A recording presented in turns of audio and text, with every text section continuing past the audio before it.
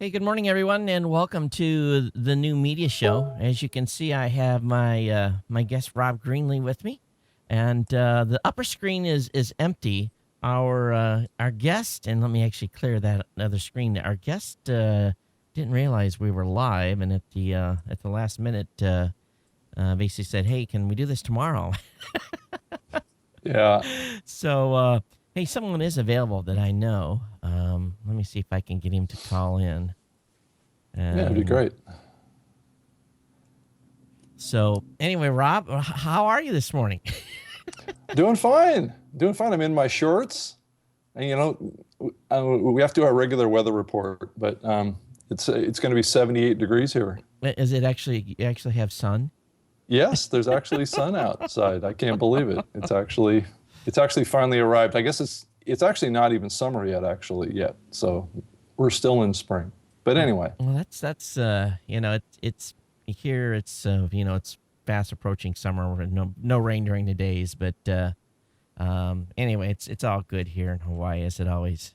yes, I just got a hold of Jeffrey Powers. Jeffrey's gonna join us here in a few minutes. He'll come in as that's a great. pinch hitter, which will be great. Oh yeah, well he's always great to have on. Yeah, absolutely. So, as you sent me an email early this morning, you're running this new little device called a drop cam. Why don't you tell me about drop cam a little bit? Well, it's actually a really simple device. As you can see on the screen here, it's 149 bucks, and it comes with all streaming for free, right? So it has the capability of running like a DVR. So as part of your kind of software package that comes with that's on the website, you can record up to, I think it is 14 days of video. Wow. So you can use it as like a security camera, or you can use it as just a regular live streaming camera. Actually, this is a camera that's pointed at me right now, and I didn't have to pay any hookup charges for bandwidth or anything.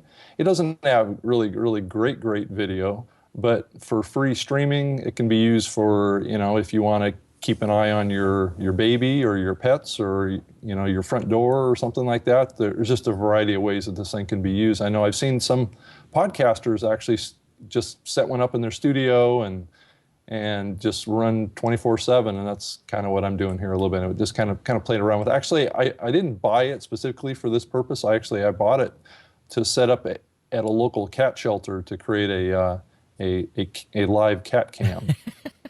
Those are, and of course, cat cams are all the rage now. People like Yes, watching yes, cats. they are. And the problem that I had at that shelter is that they don't have good wireless access. So this thing does require pretty fast wireless access in order to get that video out of there. Oh, that's But it does, yeah, it actually comes with a really powerful kind of back-end control panel. So you can actually do two-way communications through it too. You can actually set it up where you can look at the camera, talk to the camera, and then the person watching on the other end can actually talk to you. oh, that's cool. So So and how does it? The key is you can put it any place. Then just got to have a power source for it. So yeah, it, it's exactly. I mean, you set it up into your laptop, and then once you've basically given the camera a Wi-Fi, connection like a point. location and password and all that kind of Yeah. stuff, then it just directly connects to your Wi-Fi network directly through the camera, and there's no connection. Otherwise, you just plug it into an outlet, and you're good to go. Well, that might be a good solution for my Clearwire connection, and actually just let it run 24/7. Here comes Jeffrey.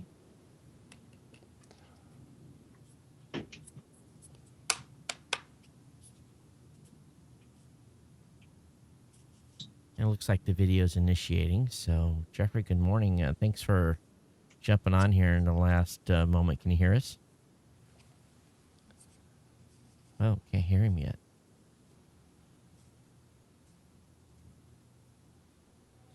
Jeffrey, we can't hear you and see you, so I'll let you work out your connection.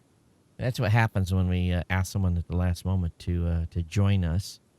And so, Rob, what else is what's happening on your side of the fence? You staying busy?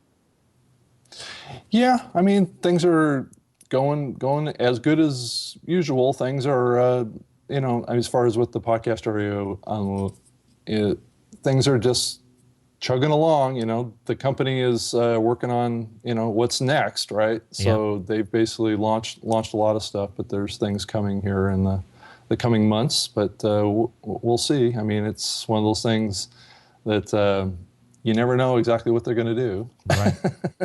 Well, we've been working with our new client. We're not ready yet to announce our what we basically have done, but we've got a pretty major announcement coming in the next couple of days. Yeah, I hope maybe next week. But That's great.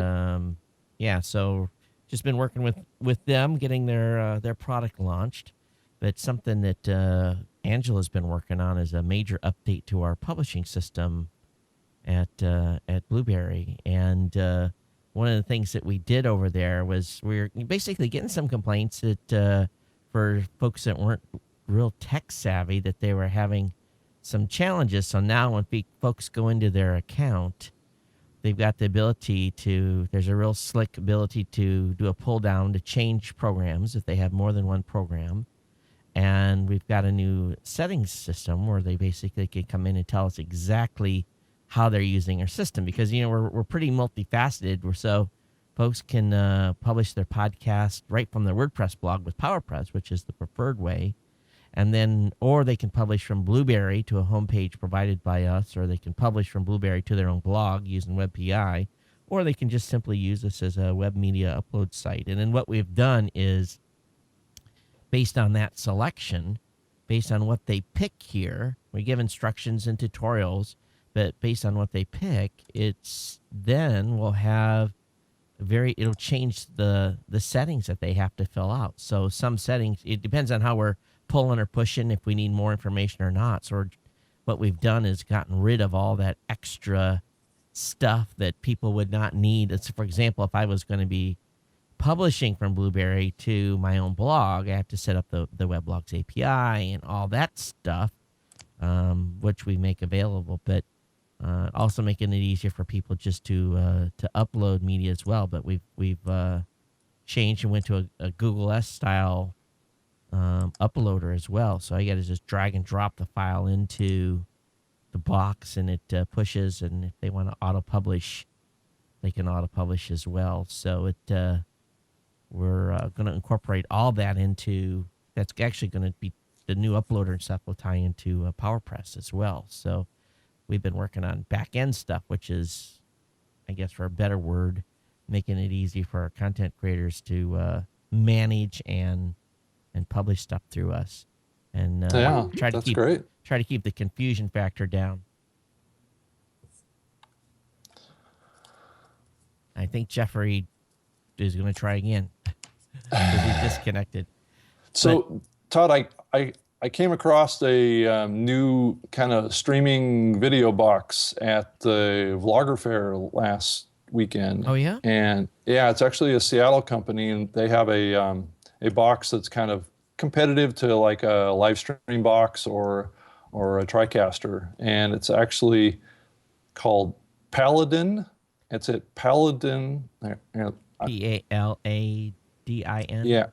it's PaladinNovators.com. Oh my God! Send me the link. That is ridiculous. They need to get I know.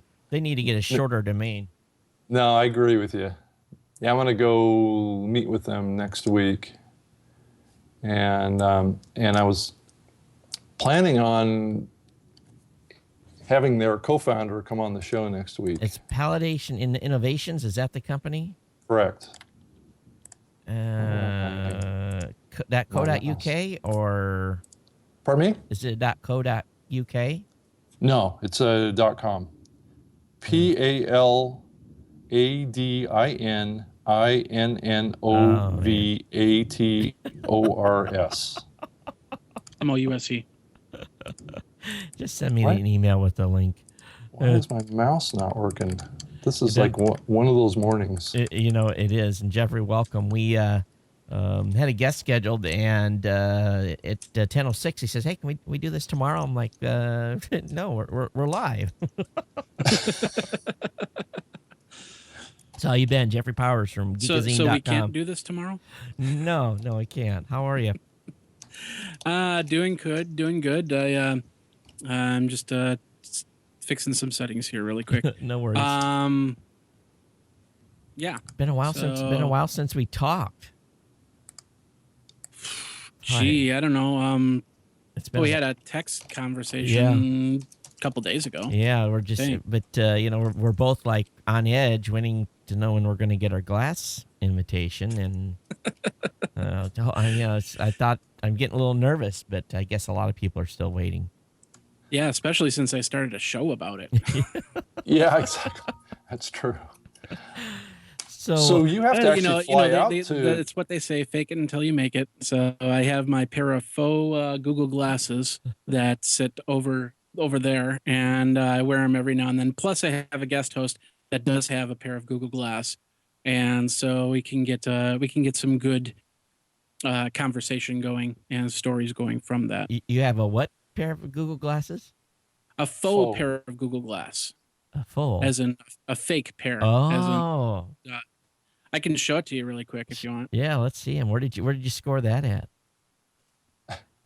He probably made it. I know some folks that actually made them. I've been thinking about doing the Lego Google Glass, but these work so much better because they really show off what. Yeah, there you go. Yes. It's my full pair of Google Glass. And I think probably that's what people think of people wearing. I'm just trying to figure out how we're going to be cool in wearing Google glasses. That's going to be one of the challenges here. Well, guys, we're not cool, and it's only going to make it worse for us. Speak for yourself, Rob. I don't know. The one thing that I want to do is, and I know I'm not the first Madison, Wisconsin person that has a pair of Google Glass. The person I know that does have it, though, lives in San Francisco. So, he can walk around San Francisco all he wants. But I really want to be the first Madison person with a pair of Google Glass because, I don't know, there's a little bit of notoriety to it. And Yep. And I also can really talk with people around Wisconsin and get to know them and show off Google Glass. So if it happens, I'm really hoping it's going to happen very soon. But, you just got to wait with everybody else. Yep. And then, of course, the question is, will you have $1,500 by time you get accepted for the Google Glass? Yeah. They have and I think here in Hawaii, I think we heard there's like 5. I think there's 5 of us that we know of, at least from what we've been able to ascertain, that are on the list. And I'm sure there's more, but that's the number here. So what else has been going on with you and your show and everything else? What's happening there? Well, this last week was a very interesting week because there were like 4 or 5 different events that happened. And I poised myself to go to one of those events, and things fell through. And so I was scrambling around to try and figure it out, and I ended up not going to any of the events. So I kind of just took a week off, so to speak. Did a couple of the shows. Of course, Day in Tech History, always got to do that show because I'm going for 1,500 episodes by September 15th and March to 2,000 episodes by 2015. And so I just kind of sat back. I didn't do too many shows, and now it's time to start ramping it up, bringing iPad 365 back into the mix, and Day in Tech History, of course, and Geek Smack, and This Week in Google Glass. Hey, Rob, by the way, that link went to Vistaprint. Oh, it didn't go to the right place? No. Oh, okay. Which makes you go, I probably typed it in wrong. Yeah, definitely not. Oh, that's weird. Yeah. Well, I tell you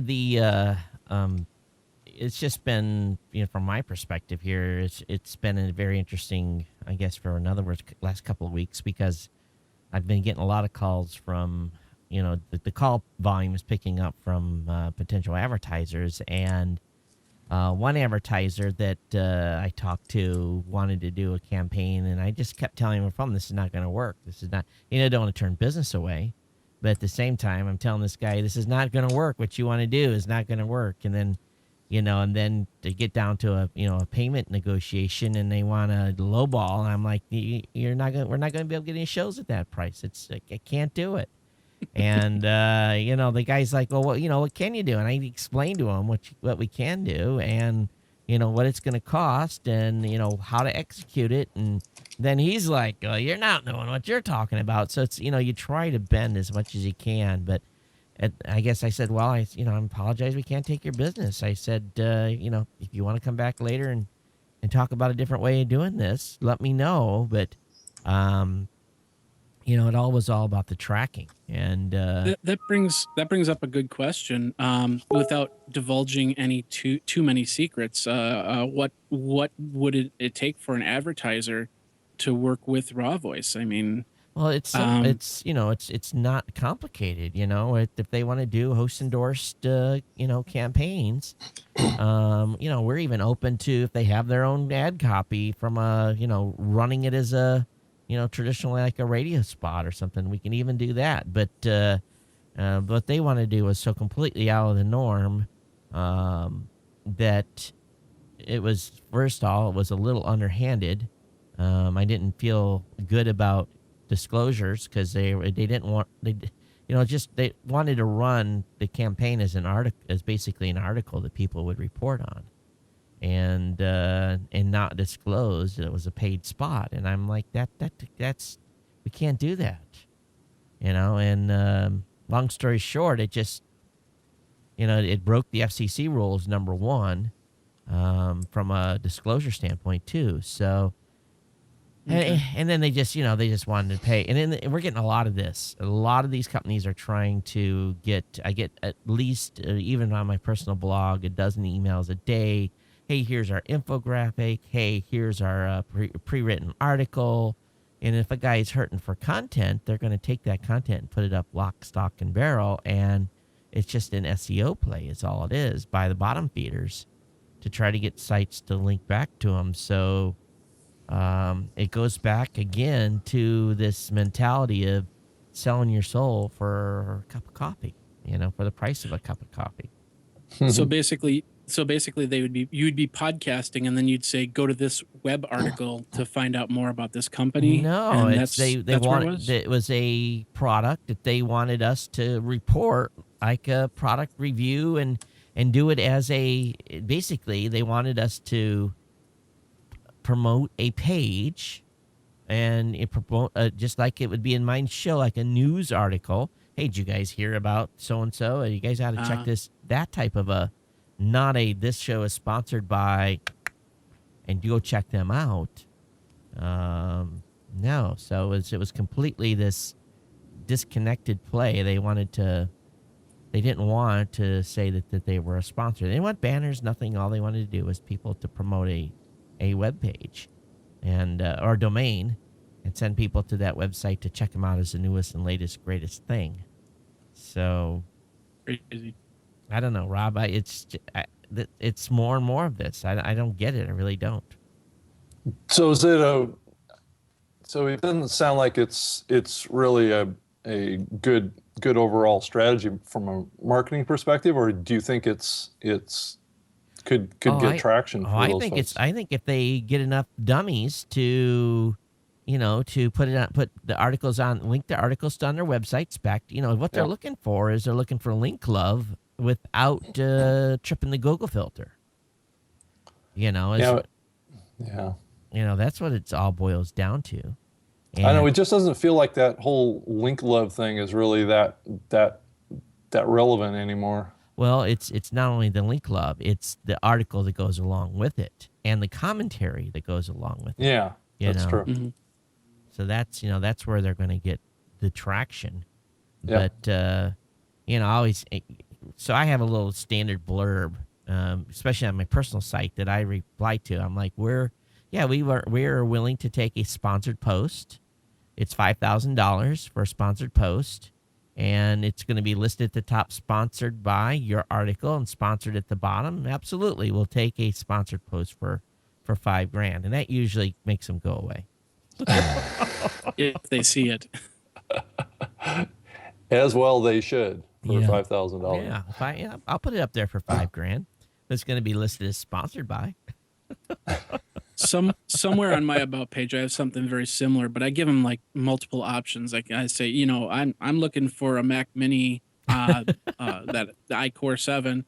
I'm looking for lighting. I'm looking for cameras. So if you want to support that, then feel free Right. to get me one of those products, and I'll give you some love back. Yeah, if someone's, I'm always willing to do review stuff, and most of the review stuff I give away. But sometimes my kids snag the stuff too. But technically, you have to pay taxes on all that, and if I don't, I get so much stuff I don't want to pay taxes on it, so I either donate it or give it away.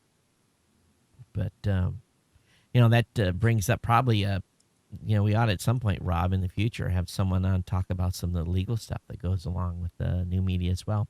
Hey, Jeffrey, have you Well, yeah, I could get Denise Howell or somebody like that from Twit on. Yeah. Gordon Yeah. Firemark, get him on. He's willing. He's doing a lot of podcasting. He has a law podcast out there, and he's actually done a couple guest articles on my website, howtorecordpodcasts.com.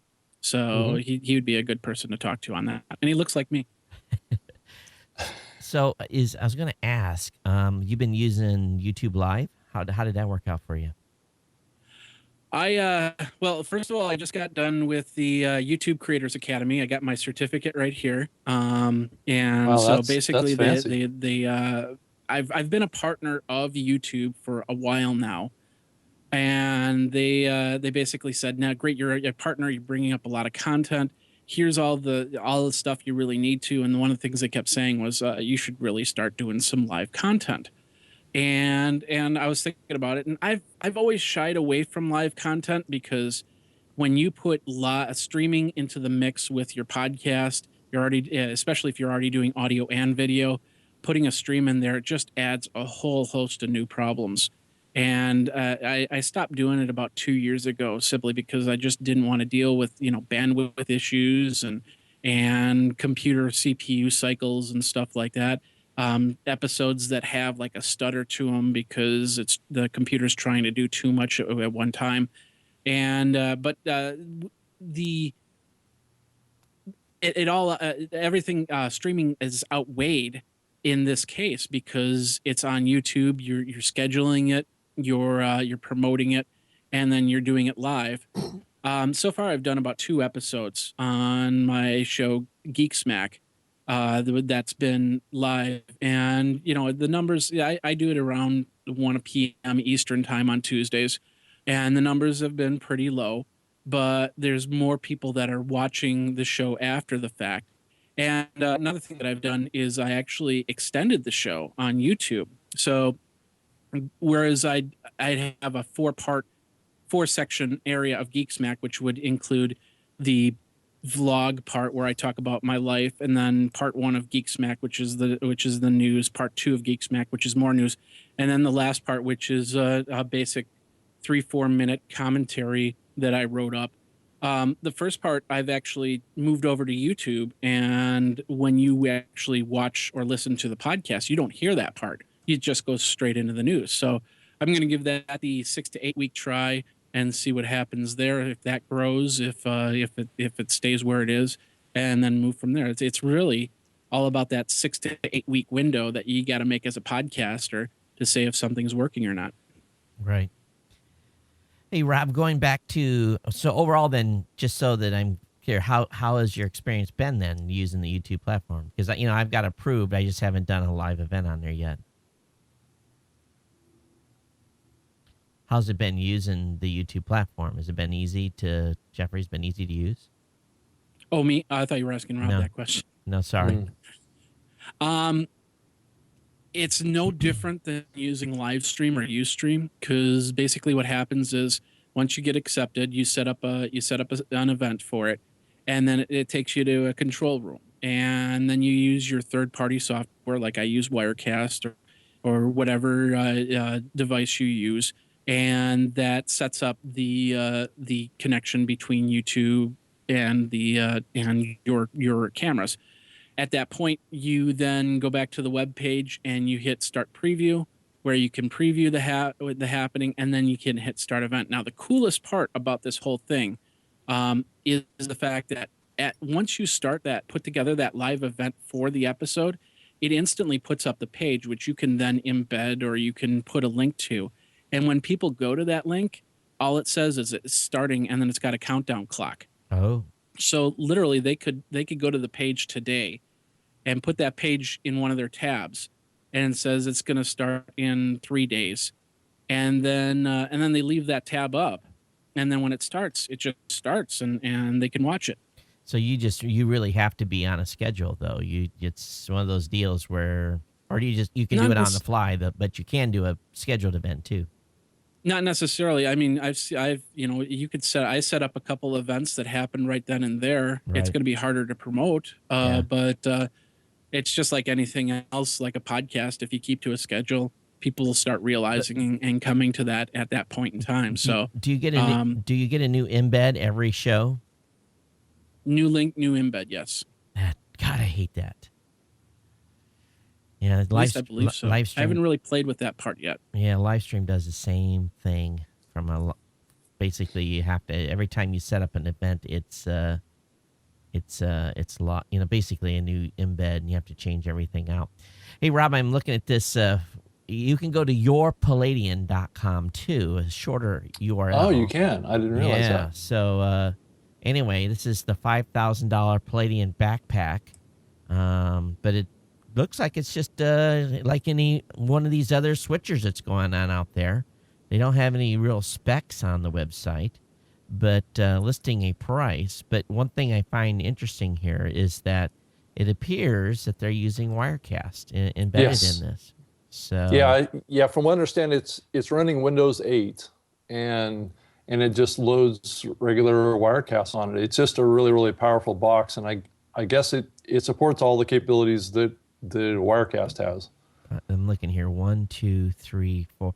They've got a Black Magic card in it. Yep. In all honesty, they're just building a box and putting Wirecast on it. Yeah. They may have put a wrapper around it. I think they're priced a little high. You can buy these boxes much more inexpensive. It's $1,000 for Pro. Yeah, looks like they've done a custom interface with the. Hey, Jeffrey, you're a Wirecast user. Does Wirecast now have an iPad app? Not to my knowledge. Yeah, Doesn't mean that it isn't there. Yeah. Maybe Yeah. it's for third-party companies. Yeah, they actually what's made the that website app on that? for this Yeah, they built system. an app. So if they build an app, it can't be too long before Wirecast has an app. But What's yeah, the website on this? it's Your Palladian, PALADIN, yourpalladian.com.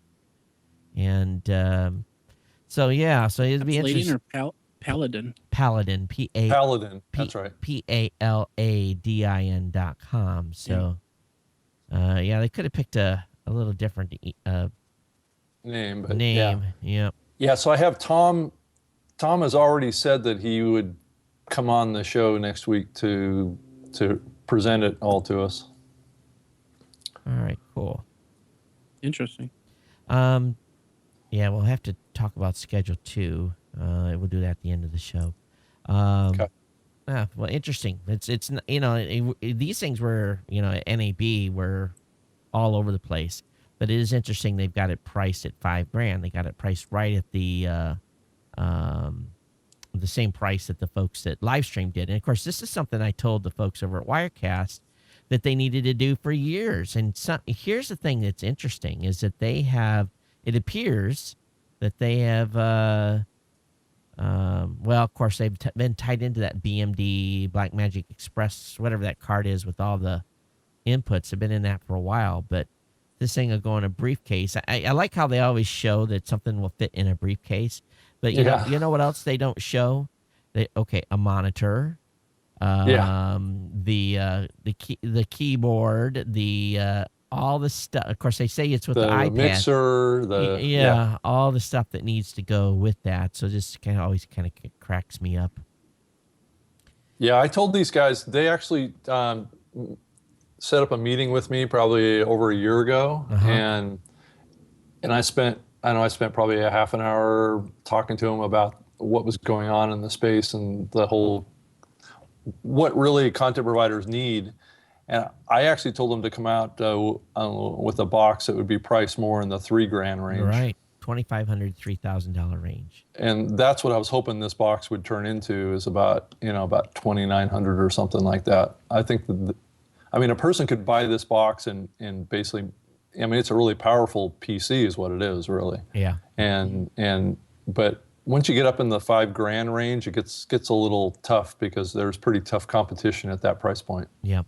And see, I'm looking at the box, and it doesn't look like, all you have to do is try to figure out who makes this, this box, and you go out and price it and buy it, and you buy the box. And then, Well, from what I understand, it's a custom designed box. So, it is a first gen thing, and I'm sure that they're gonna refine it, but it is really small. Yeah. That's the good thing about it. If you look at a lot of the other competing products, they're a lot bigger than this. yeah, And Wirecast has its own box, the Matrox VS4, I think it's called. well, they've got But a that's box. a pretty good sized box, though. That's there's some Wirecast resellers that have boxes that are that big, that are maybe like It's 4 I inches think wide it's by. something very similar to that. Yeah. It feels like you're opening up a laptop from 1978 Right. or something like that. But Yeah. it's definitely going to have that. The one thing that I'm looking at this Paladin box, it's like if you're not in the SDI world, you're pretty much out of luck. Yeah, you have to buy the converters. And that's the way it is. All of these little mini solutions are. You're going to have to buy the converters. So, yeah, if you're not in the SDI world, you're at $300 a pop to go from composite to. You can buy them a little cheaper now, but from SDI to composite to SDI. Yeah. So one thing I did ask them about was the whole Skype deal with this thing too. To if you can run Skype inside of this box at the same time that you're doing a live show, and I guess it's a capability that's coming with Wirecast, I guess, but it's not currently built in, right? The ability to take a Skype call and have it patch into a channel through the box itself. So I was asking them about that. So even with this, you still have to run kind of a separate deal. So. I know that the Wirecast folks have been trying to get basically third parties to build solutions, and this is another solution that's out there. Here's the thing that's interesting is you just haven't heard from other And here, let me bring this up. This is the Wirecast certified turnkey solution. So they've got. I think what they've got here is. Let's see if they've got their vendors. So they've got. They got 1, 2, 3, 4, 5, 6, 7, 8, 9, 10. Vendors that are building different solutions for them. One of them's just down the road from me. And who's that? Full Compass. They're about 5 miles away from me. Are they actually building their own box and providing their own box with it as well? It looks like it, but I'm not sure. It definitely looks different than the boxes that I've seen on their website. Yeah. So I don't know if it links directly to. Let's see. Let's go look at a couple of these. So this is this might be just a machine from Full Compass. And do they have a price on this thing? No, they do not, but it says a solution. And then they got DV Stream has, basically a solution. I think this is some of the stuff we saw at NAB. Let Mhm. me go back here and look at who else has got stuff here. So, there's a bunch of these companies that are building, building Wirecast solutions as well. So, Around $4,000 for their basic box. yeah. Here's one 66.95. So, everyone's got that. See, what people, need to understand is that these companies are, they have to build a pretty good profit margin into these things. So, as soon as these boxes, let's say, for example, this one here, let me bring this up. As soon as you and I can buy that box, just buy that outright without any software or anything on it, you're probably going to be looking at a couple grand. And then you do your own thing. You don't have to rely on them. You don't have to pay their markup. So someone's making these in mass. I guarantee you someone's making these boxes. And you just got to, you got to search for a solution. Here's $8,000. Please. It's a computer with Yeah. a screen in it, Yeah. Yeah. Exactly. So, Now Well- here's the real kicker, and that is, how is the Mac Pro going to affect right. that box right there? Because the Mac Pro has dual Xeons on it, this new Thunderbolt 2 port that's backward compatible, 6 of them. So you could literally hook up 6 HDMI sources, actually 12 HDMI sources to that to the computer, and it's still got enough horsepower to run the software and push it out. Yeah. Yeah, I think that new Mac Pro is going to be pretty expensive, is my guess. Yeah, if it's below $5,000, I'll be surprised. Because Yeah. they've always had a premium on the Mac Pro. They really have. But Yeah. I bet you if I spent 20 or 30 minutes looking online, I could find, where they're getting these machines from. And once I found those machines, I build your own solution.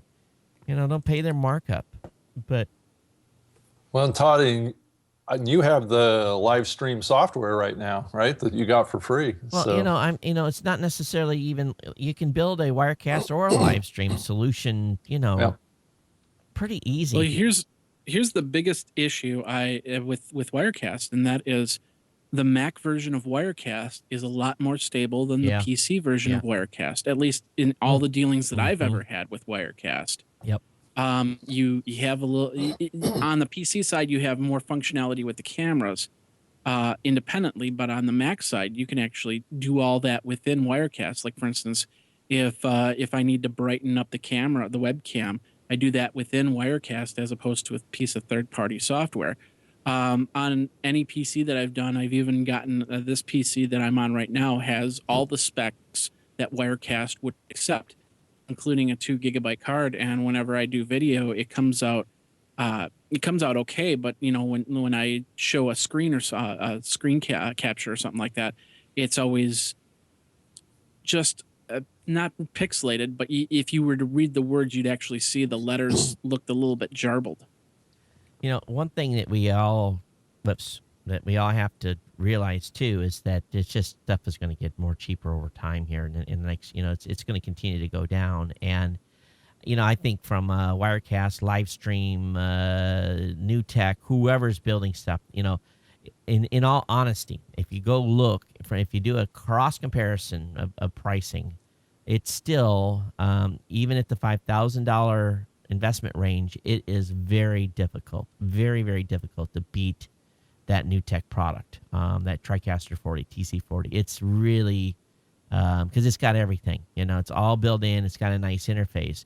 The Livestream folks, I love the way they've done some things in Livestream. I've loved their lower third implementation. There's just some ways that they have implemented it is really, really good. Is it and they're, I think what they're all going to do is probably design off one another over time, so it'll all at some point mesh into one. But I think the live stream broadcaster box that's tied to a Verizon account, I think that's a game changer. these portable box solutions are, fantastic for, for us that, when we go to CES next year, I don't have to lug the TriCaster. I can take a small box versus a big box. It's, from a shipping standpoint, it's a lot cheaper. Agreed. And it keeps my shipping costs down. And, there's a whole bunch of, reasons to like these little portable solutions for sure. But it does seem like to me, as I kind of spend more time investigating this stuff, and I'm not actively using one, obviously, but that there's still a lot of room to improve. And I think one of the big areas is being able to get in, Skype directly into the box and not, needing to have a separate computer that runs that. But that gets back to like CPU processes and how powerful those processors are. And I think maybe we're getting to a point here over the next year or so where it is possible to have a processor and a computer that is capable of running multiple instances of Skype and still being able to stream to maybe 3 or 4 different places, plus do all the switching, all that stuff. I mean, that takes a lot of horsepower in a box to be able to enable all that stuff, but also to support like live webcams instead of these high-end cameras too. So I mean, if you look at probably in the $2,000 to $3,000 price range, you start getting into a market that maybe is a little bigger than the $5,000 to $8,000 price range, which would be more professional studio productions, right? Right. And I think, just for example, and I've been kind of out of the loop. I think there was an announcement on those folks that are using the TriCaster 40. I think they're getting a software update that is really going to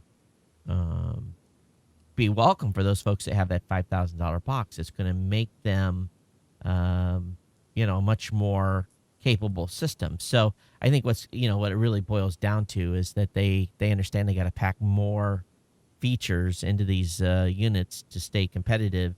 But it's one thing that's good is there's lots of solutions, a lot, and Yeah. lots of ways to mix things up. And you know what? I'll probably this week will do a little bit of studying up and see where pricing points are on everyone else. And I'll take it to the Palladium guys and say, listen, and we keep telling people the price point's $3,000. That's really where the price point's at. But companies have a hard time making money at $3,000. Yeah, I think that's what's tough about it is that, I mean, some of these components and parts are pretty expensive, but I don't know. I mean, you should be able to get there. I think that the technology, the costs of these parts and the hardware, I mean, you should be able to chip down at that. And I think that $4,900 price point, I think is kind of the bottom of the barrel right now. But somebody needs to break through and get down a little lower, because I just don't think that there's a huge amount of volume of people that are willing to spend $5,000 here. Well, if you think about it, though, Rob, if you're going to buy a PC, a high-end PC, it's $2,000. Yep. Okay, so if you're going to be doing any type of video live, it's at least $2,000. So and then it's $1,000 for some software, $3,000. Then if you want the capture card that's going to go in it, and you're going to want to do more than like 4 cameras, that's another $1,000. So you're right there, $4,000 at, just in base cost. So $3,000, unless they give the software, the hardware is where the cost is. But I'm running Wirecast on a Mac Mini here. Not a lot of inputs, but I use it as a backup recording. So what have I got in a Mac Mini? 3, 4, whatever the Mac Mini cost in the software. Oh, we lost. What happened? Wow, something went haywire.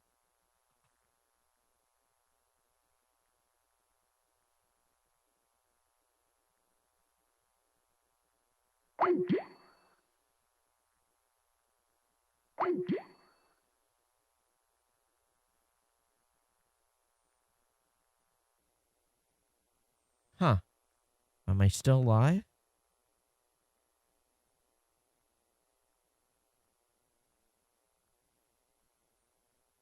That was weird. They both disappeared on me.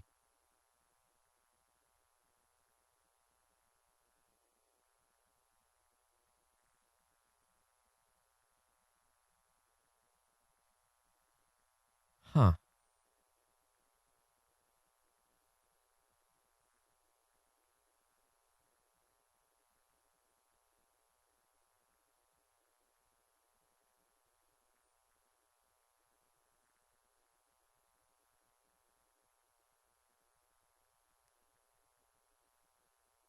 Checking to see if the connection is down.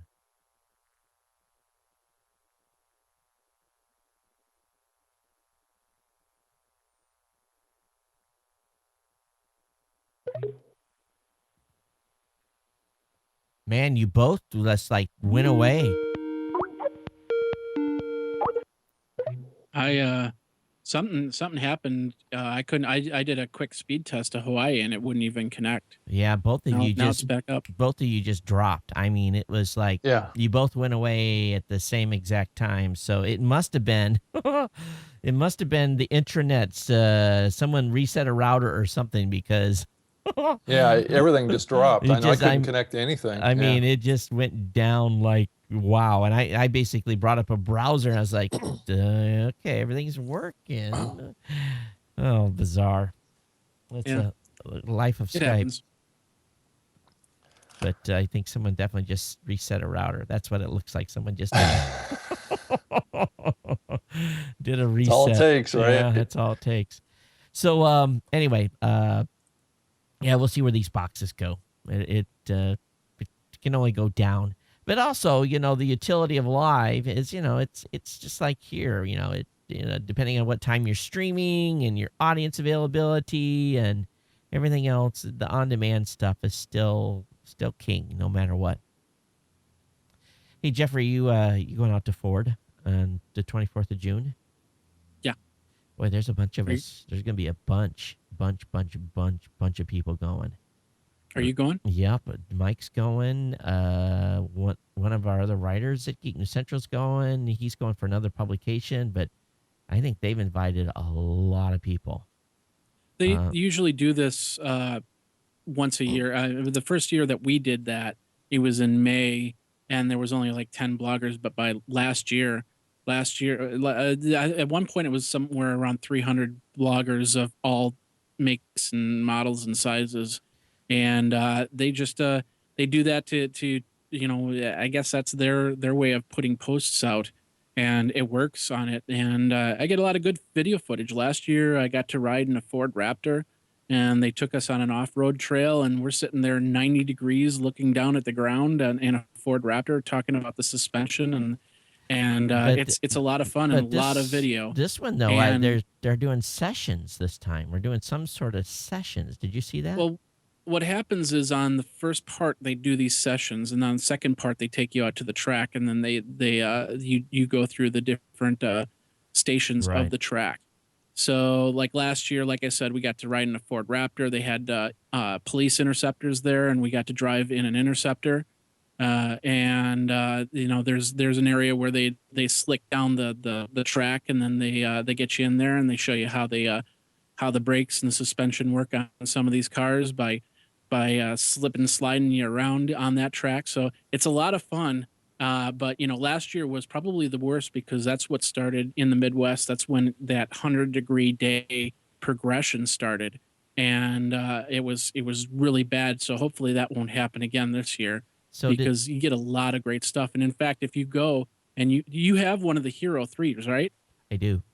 Make sure you bring that, because there'll be a lot of good opportunities to use the 240 frames per second feature on that camera to do some slow motion video. We're going to Romulus, which is different than going to Dearborn. So they got a different track then somewhere else. No, it's the same track. We're just going to be, I don't know if we're going to be at the hotel in the airport, or if we're going to go to a hotel. There's a hotel that they put us in that's across the street from a mall. Wow. So we're going to be in one of those two hotels is my guess, not at the Dearborn Inn. Yeah. So another thing too is I wonder if I should bring my Padcaster this time. I wonder if that'd be a good opportunity for that. I don't know. Last year I Padcaster? got 4 or 5 interviews. One was from Adrian Grenier, which is he was in the TV show Entourage. Entourage. Usually yeah. they have a couple celebrities out there. Ed Begley Jr. was there the year before. So there's opportunities to do some good interviews. So if you've got somebody holding the Padcaster, I Well, suppose it just wouldn't be a bad sticks idea. sticks it on the on the tripod, and you're done. Yeah, pretty much. So I'm gonna have both my cameras out there. That's for sure. yeah, that'll be fun. Yeah. Speaking of Ford, it's been really interesting. I heard Leo Laporte talking about them, and he said that they told them that their campaigns really were successful from an advertising perspective, but that they were done with the podcasting experiment, right? And so I wonder if they're moving on to doing more of this blogging stuff as a kind of like another strategy that they're kind of experimenting with. So he But said they were done with the advertising on podcast, huh? Yeah, exactly, because they were done with the experimentation of it or something like that. So they were They were shifting more of their money over to broadcast TV, I guess. And I'm not sure what was really going on. I mean, if it worked, I mean, because from what Leo said on his show, the advertising was working for them, I guess, but they didn't want to continue doing ads on podcasts anymore. that when they do successful ad campaigns, they don't quit spending money. And of course things can change. I remember last year I actually talked to a few of the people because one of the events that they sponsor is TechCrunch Disrupt, and I like going to TechCrunch Disrupt because I get to see all the new startups. And so I talked to Ford. I said, hey, I'm going out there. We can talk, maybe get me out there or something like that. Figure out something. They said, oh, we're not doing any sponsorships right now. We're just kind of got a hold on everything. But then a month later, I got email, not for that event, but for another event, and I went out and under Ford and did that. So it might just be that they're looking at their money and saying we don't have any money right now. But then next month they could turn around and say, well, no, this is money that's earmarked for it. Let's do it. Yeah, it's Well, interesting. also it could be that over the last couple months, the whole kind of car industry is really doing well, right? They're selling a lot of cars and things are going well. They may Yeah. not need to do as much advertising in these areas, right? Because they just would stick to their normal course. And then if they can get out a bunch of bloggers to create some activity around their new cars, then that kind of satisfies that kind of online media part, right? Yep. Well, one thing's for sure, it's definitely a changing space, and the key is to stay flexible and change with it as much as possible. Yeah. Yeah. Well, I just wanted to, have you on, Jeffrey, for a little bit. I don't think Rob, you got anything else you're thinking about you wanted to talk about today? Trying to think here.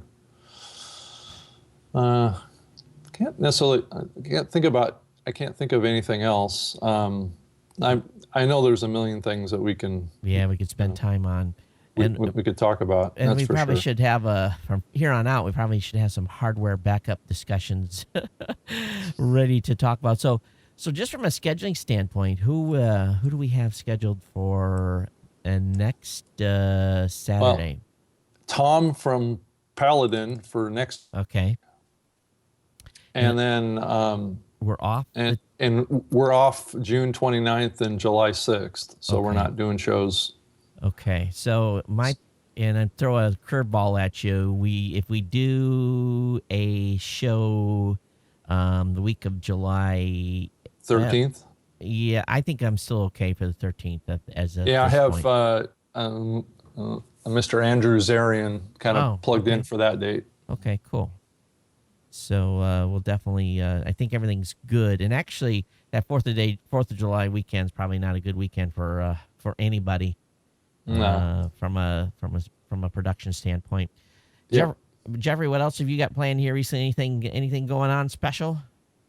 Besides the Ford event, just trying to figure out where I'm going to be going this fall. Looking for anybody that wants to help with the trips out to things like places like San Francisco and some of these great events. TechCrunch Disrupt is, like I said, is one of the big ones that I like to go to because you see some of the new startups and you get to hear some of the cool interviews. Last year, I listened to Mark Zuckerberg talk about what's going on at Facebook. It was the first time he did an interview since Facebook went public. Lots of great content, lots of great products out of there. But other than that, Day in Tech History, like I said, September 15th is the 1500th episode of the Wow. Day in Tech History, and I'm really happy about Wow. that. And this week in GoogleGlass.com or twig.tv, TWIGG.tv, the new show that's really starting to pick up steam. That's fantastic. And I'm trying to decide what to do from a CES strategy at this point, whether we go back live or if we go to the floor. The strategy has to change a little bit this year for sure. But we're already in talks with potential sponsors, which is good. I'd like to get the money locked in early instead of having this ninth hour money chase that we seem to go through every year. Yeah, But definitely. and once that gets firmed up, I'll feel a lot better about making any hardcore plans for Vegas. Rob, you're doing another little show yourself too, yeah? Yeah, I just launched a new show called My Digital Life, and it's basically just a show that it gives me the opportunity to kind of talk with some other folks in the podcasting space, and then talk about other topics in tech and the electric car movement. So Right. it's just a venue for me to push out some content. And actually, the big topic from this past week's show was the trends around global podcasting, um, and the rise of China as a huge content consuming country. They're already in the top 5 referrer with Libsyn. So, Yeah. but it could be because Libsyn is owned by a Chinese company that there could be a connection there. But I'm not really sure. I have heard other people say that they've seen really strong numbers on podcast consumption coming out of China, and it seems to be rising. And even Korea and Japan are also quickly rising, and they're already in the top 10 on the download refer list. So Asia appears to be really on a high ramp as far as around podcast consumption, and that would be mostly English-speaking podcasts being consumed.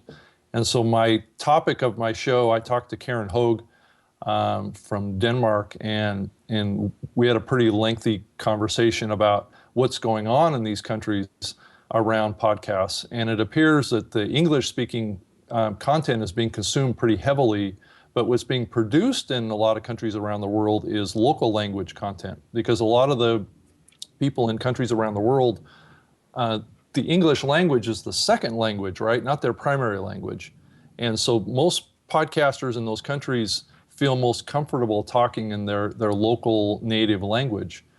And so I kind of looked at the whole trends around, well, what languages are the biggest languages globally, right? And how podcast production overseas and around the world is going to probably follow pretty closely to the biggest languages, because content's going to be produced for local consumption in those countries, but yet they're still going to be really, really strong consumers of English podcasts. So you have this weird kind of dynamic that's going on outside of the U.S. And so I spent some time kind of going through the details of that. So if you wanted to hear more about that, I have another kind of a second part 2 kind of coming out this next week, kind of expanding on it some more. So One thing you could add to that, Rob, while I went through the YouTube Creator Academy, the one thing they started talking about was tagging within YouTube, and it completely applies to any type of website tagging. And that is, if you decide to put in common tags that like for instance, this week in Google Glass, I'll have Google Glass in every single episode's tags. But if you're doing that, try and do that in different languages. Of course, Google is Google in almost every language. Glass, like for instance, in Spanish, is something like a vidrio or something like that. And then there's of course German translation, there's French translation. For Glass, putting in tags like that will make it easier for them to see the US podcasts and actually consume them if they have the knowledge or the second language to do that. Yeah, I think it's probably really smart to actually do that. I mean, that does make a lot of sense. I mean, it's really going to be interesting. I think that all of our shows could become much bigger than they are.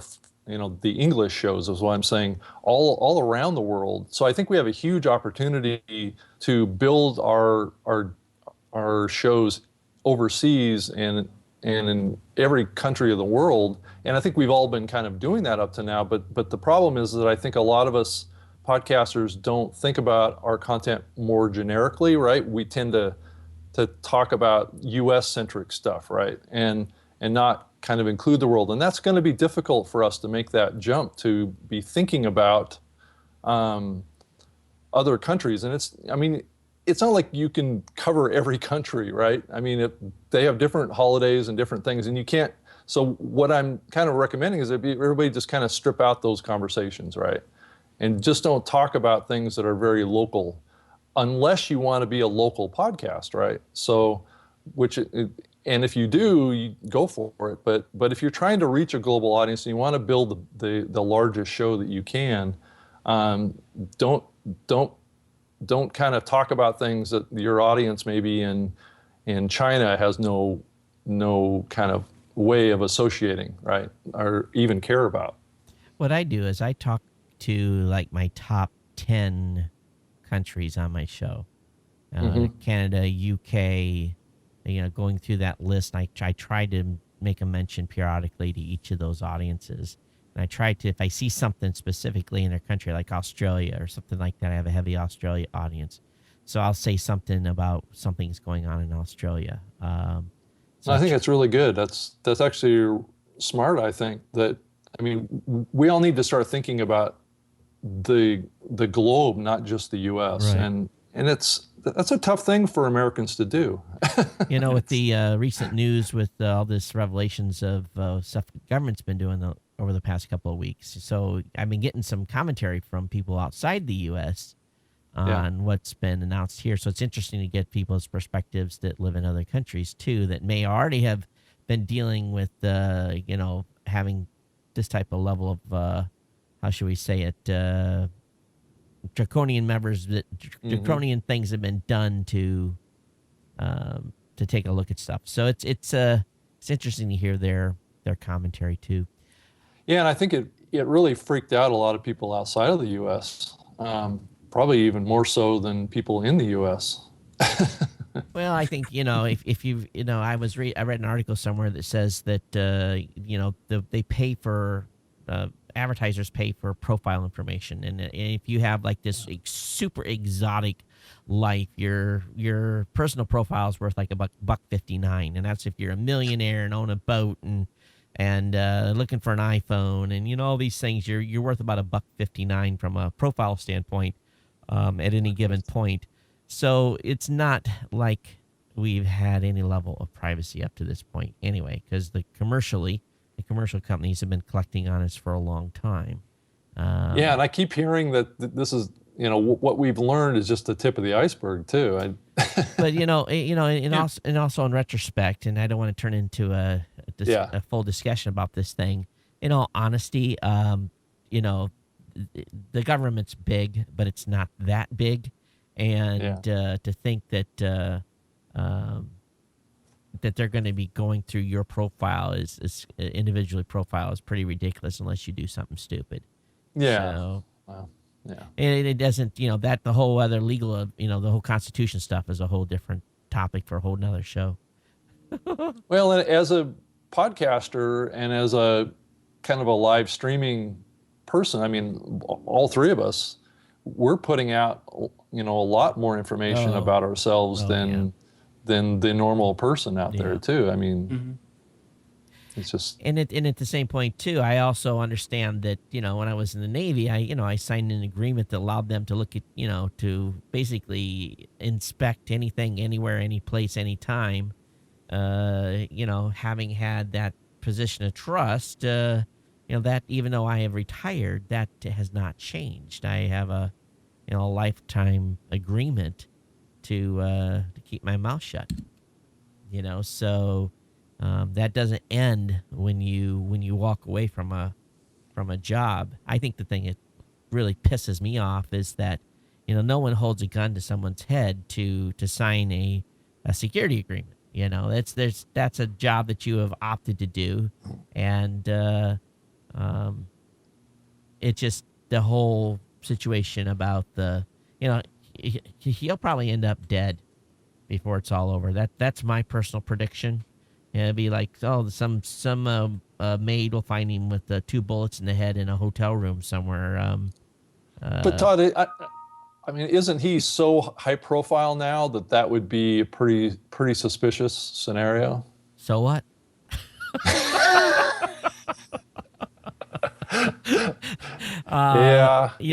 It's okay.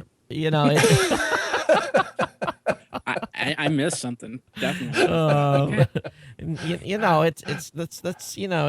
Let's be frank. You just let's take the subject matter and put it aside. Okay, let's just use the pure facts. Let's not talk about the subject matter. He released a document or documents that was labeled a certain way that was not to be released. In World War II, he would be took out and shot by a firing squad because loose lips sink ships. Now let's take just in the pure altruistic. Let's just look at the pure sense. He's no different than a Walker. He's no different than any other traitor that we've had in this country. These people are calling him a hero, but in the true sense, take the topic matter again. Set the topics aside. Todd, he's a journalist. He is okay. Well, just kidding. He's not. No. So he's not. So what he has done now? If people want to label him a hero, fine. But in not so recent past, an individual like that would have been taken out after being tried and shot.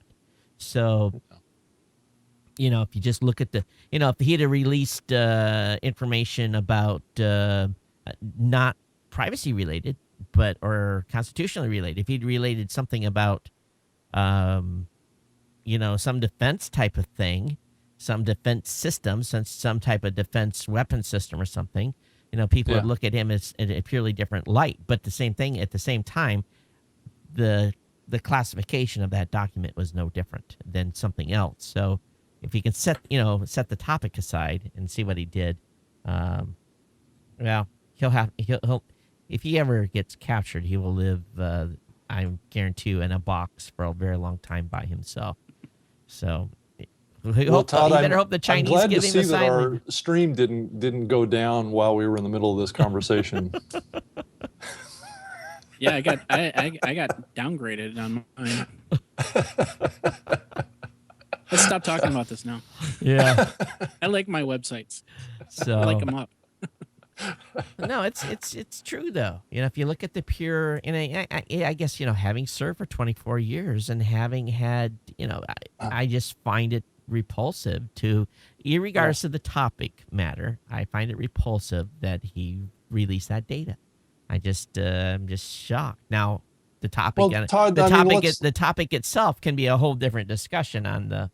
Yeah, I mean, to be fair in this conversation, I feel like we're all better off knowing what our government's doing than not knowing, right? But also, the enemy is better well off knowing that as well. And the next time a building collapses because these folks change their tactics and thousands of Americans are killed and the government wasn't able to do what they wanted to do, then guess what? That's the price we'll pay for that information. Mm-hmm. And but I guess at the end of the day, I mean, what's more important to us? Is it our privacy and our freedom, or do we want to be surveilled to death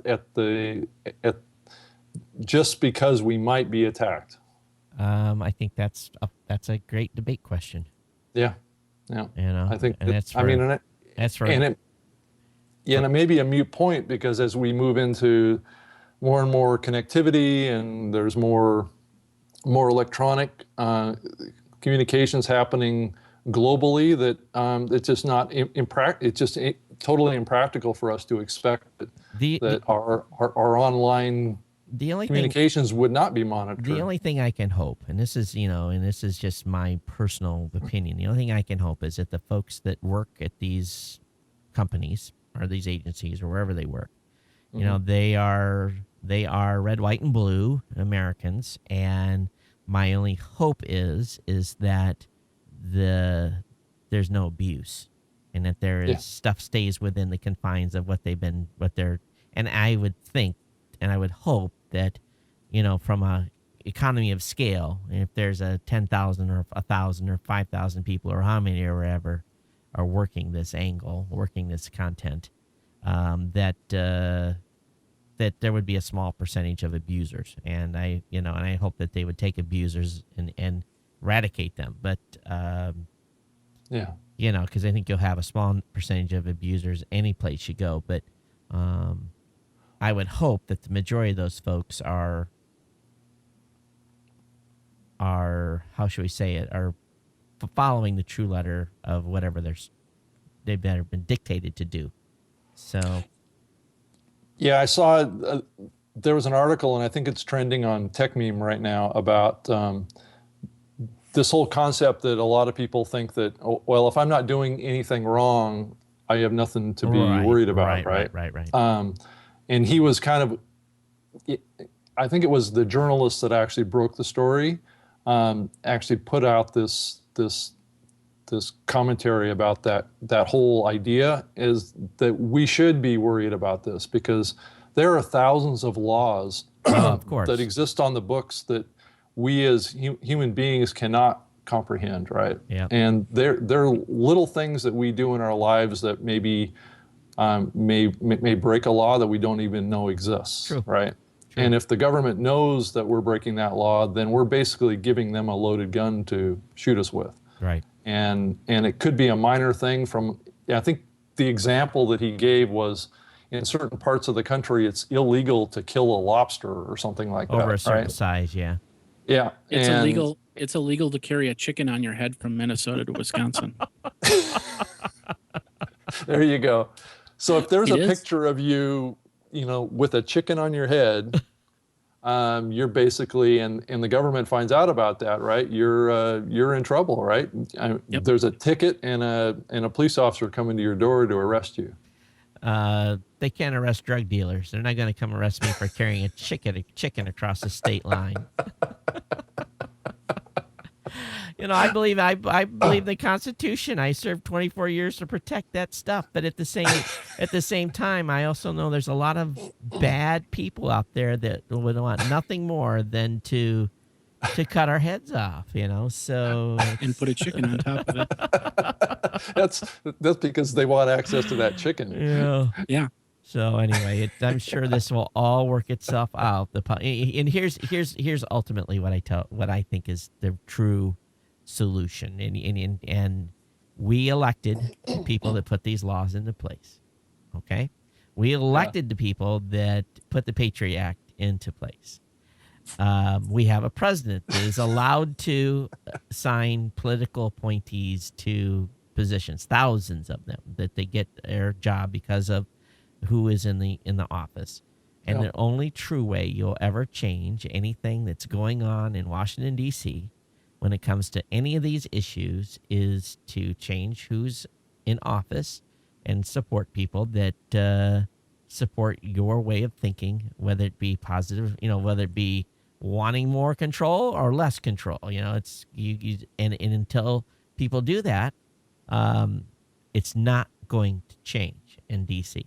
And ultimately, people have to get out and vote for people that they feel. Well, the president made a lot of promises. He didn't do hardly any of them. He didn't shut Gitmo. He promised all these things, yet he's it expanded most of those programs. So it's real easy for someone to say something in a campaign, then they become the president, and then they probably get briefed and they say, holy crap, what I'm reading, I understand how it's being effective. I can't shut this down. So there's ground truth and then there's reality. And most people want to think that the ground truth is going to be what's going to change things. But, there's a lot of reality. And it's going back to that movie where the one Marine says, you can't handle the truth. Yeah, I remember that. That is a large part of, I'm sure, what drives what they do is that the general public can't handle the truth of what's really happening in the real world. Is it right? Well, get out and support candidates that will change things if you don't think it's right. Or get on the phone and call your congressman and scream at him, or his staffer, and scream at him and say, fix this. Yeah. That's how things are going to change. But we see too many federal agencies now thumbing their nose even at Congress. And I think that's out of control too. So, Yeah, and I think a lot of people in the tech world kind of talk a lot about the movie Minority Report right. as a glimpse of the future. And I think if you think about it, I mean, I think a lot of people look at that and they mainly point to, these hand gestures things and things like that we're starting to, that's starting to get realized now. Yeah.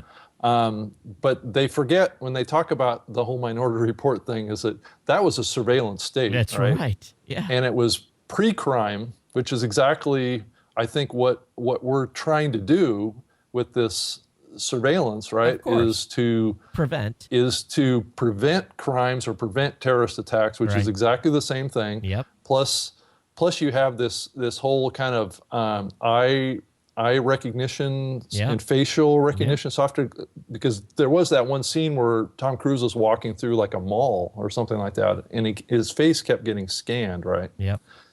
And then these ads would pop out from the wall and try and pitch him to sell him something.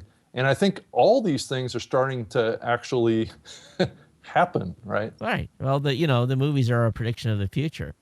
I guess in this case, or the movie gave everybody the idea of what the future was going to be, and the technologists are making it happen because they thought it was so cool. Okay, so let me ask you guys a question here. And this is you have to answer honestly.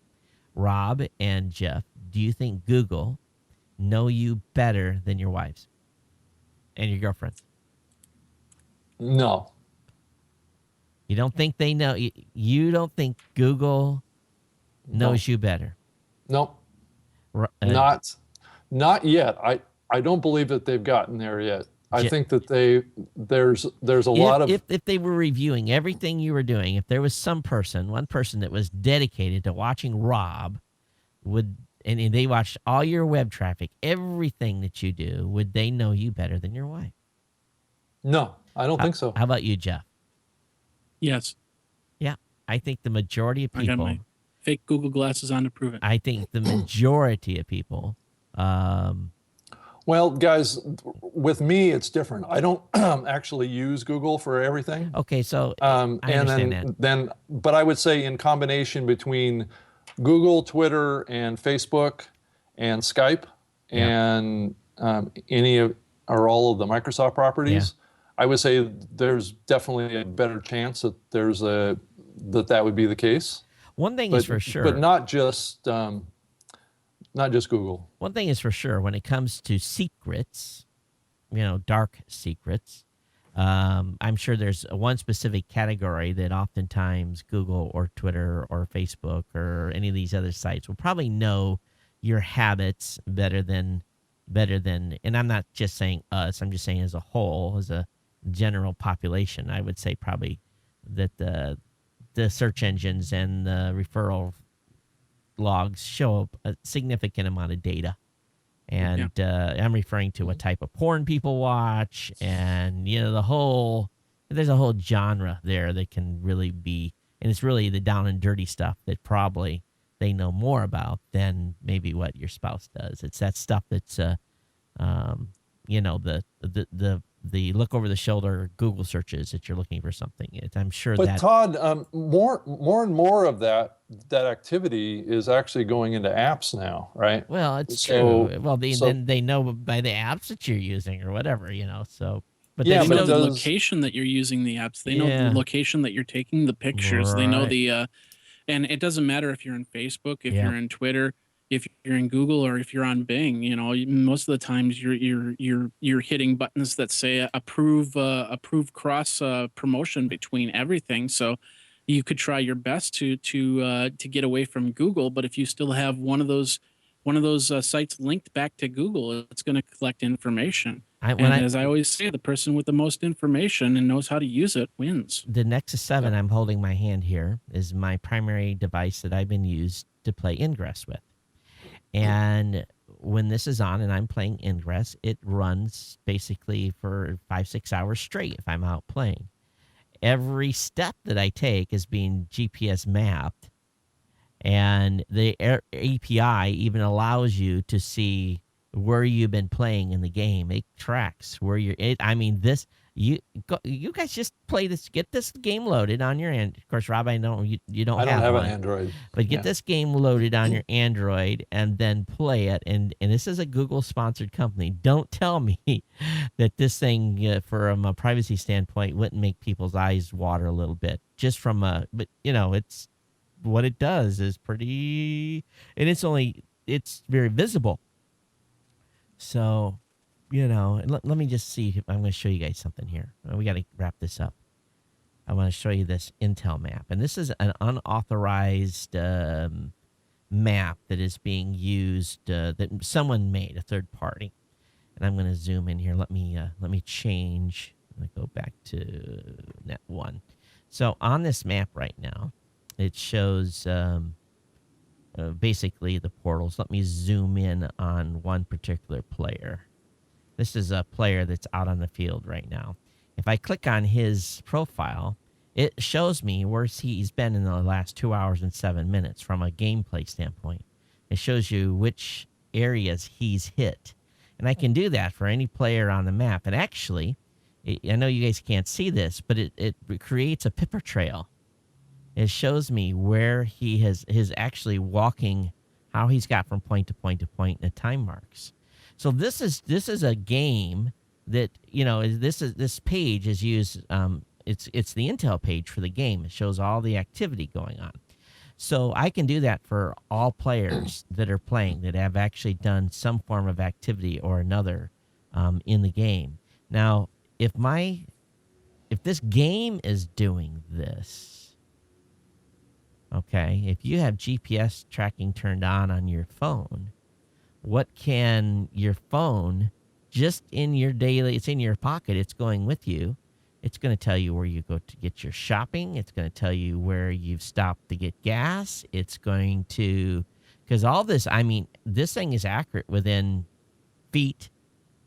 You know, that when you're out working this game, you have to be within 40 feet of what they call a portal. And this is a portal. And we got information about the portal. I know exactly where that's at from a location standpoint. I can even copy the lat long off this and be able to tell. Now, the official Ingress Intel page looks nothing like this. It doesn't have any of this info. This is one of the reasons why this particular, hang on here. This particular app I think is unauthorized by Google because I don't think they felt comfortable, but the API allowed people to tap into this. So let me show you the Ingress app that's without running this special code. And I've got to log in here. So Todd, so while you're playing this game, are you capturing data from the standpoint of taking pictures along the way as you're doing this? No, you're not. So on the official Ingress map, this is their map. All they show is portal location, and they show some portal information. But there's nothing on the map that shows player data. So this is the official app. Well, this is the official site. But because they made the API open and they have all the API calls, these third parties are able. So, we have someone that's, when we're playing this game, the person that can't be out that night, that can have some time in front of the computer, they're running the intel for us. They're basically saying, hey, such and such player is at such and such location, or we got 5 players here. It looks like they're coming to your area. And so, that's coming via text message or via Google Hangout, where, we're all in the same Hangout on our phones. And this guy's feeding us data, and it's part of our strategy for playing this game. So we use it for strategy standpoint, but just think about change this from a game to someone collecting data, and that in itself should just make you go, holy crap. Well, Todd, the revelations from what I'm hearing around kind of the whole collection of data being kind of the tip of the iceberg was that there's thousands of sources that they're tapping into now. And I think it's exactly like what we were talking about. It was about all these other apps and all these other pieces of the puzzle, right? If they can bring all that stuff in together, they can track our movements. I mean, if you look at our phone, I mean, just like you're talking about here, if you pull all this data together and you match it up with emails, you match it up with pictures that are taken or text messages or whatever, you can create a pretty accurate map of what you do on a daily basis. But it's not all going to come from Google, and it's not all going to come from Facebook. It's going to come from aggregating all of these apps into one profile. And the thing is, that's if you become under somebody's, I would assume, if you're under someone's radar. The question though is, were you guys really surprised to hear about this, this information last week? No, not at all. Yeah, okay. I'm just wondering if most Americans are even surprised. Well, I would say that probably most Americans, the majority of Americans are probably surprised, but I also think that there's a lot of Americans that are kind of oblivious. Right. They probably don't even take enough time to even think about what the implications are, because they don't really understand technology. They just have a phone, and they come home and they use their browser, and they're not really thinkers of this stuff kind of like at the level that we are, right? Yeah, Jeffrey. So I think Jeffrey, were you surprised? From the I wasn't news, listening. were you surprised from the news overall? Did it About shock Ingress? you? No. About just the stuff that was in the news the past week. Were you shocked at all, or were you like not surprised when it come to these leaks? Oh, the guy that's in China right Yeah. now? Oh, no, I'm not surprised. We've been dealing it with the last 5 years, so I'm just not surprised that this hasn't had. If it wasn't for leaking, we wouldn't have had Watergate. If it wasn't for leaking, we wouldn't have had some of the events that we've had. So it's just another page in our history. Yep. Yet, I thought we're just going to get too deep in this topic. I'll stop. Yeah. All right. Well, we have diverged from new media today. We got into some privacy stuff, got into some tech stuff. A good discussion anyway. Rob, your email address? Actually, Rob at newmediashow.com, or you can send it to Rob at robgreenlee.com too. And then I'm at Twitter at twitter.com, or just at Twitter. And then robgreenlee.com too. It's really a tongue twister. Yeah, it is. So it's Todd at newmediashow.com, or you can reach me on Twitter at Geek News. Feel free to email us about the show. Sorry, we were a little off track today. We lost our primary guest, but Jeffrey, thanks for coming in on the fly, man. Thanks. I appreciate it. Not a problem. You coming in and spending some time with us and getting caught up. But we have a great show next week for you, and then we'll have a few weeks off. But until then, everyone, thanks for being here. We'll see you next time. Take care. Aloha.